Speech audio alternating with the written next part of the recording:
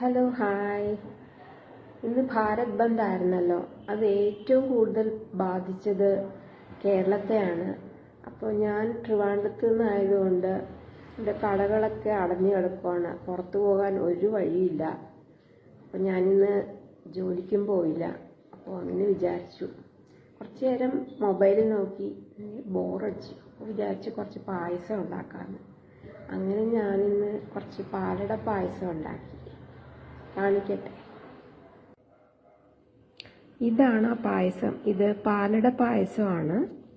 ഇത് ഇൻസ്റ്റൻറ്റ് പായസം മിക്സ് കൊണ്ട് ഉണ്ടാക്കിയതാണ്. നമ്മൾ ഇതിൽ പാല് മാത്രം ചേർത്താൽ മതി. അപ്പോൾ ഞാൻ പാല് നന്നായി ചൂടാക്കിയതിന് ശേഷം ഈ ഇൻസ്റ്റൻറ്റ് മിക്സ് പാലട മിക്സ് ചേർത്ത് നന്നായി ഇളക്കിക്കൊണ്ടിരിക്കണം. 25 to 30 മിനിറ്റ്സ് വേവിച്ചാൽ മതിയാകും.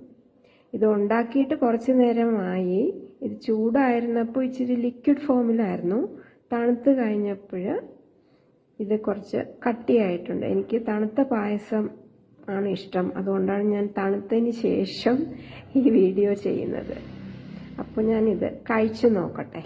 ഓക്കെ. അപ്പം ഞാൻ പായസം കഴിച്ചു നോക്കട്ടെ.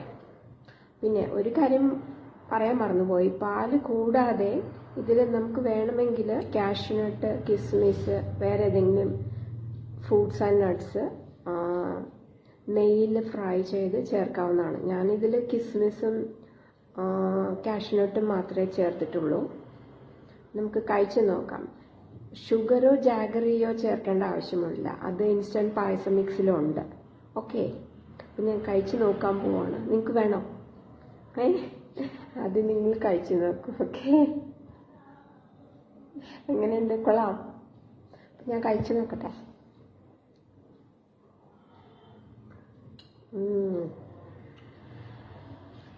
നല്ല സ്വാദുണ്ട് കേട്ടോ.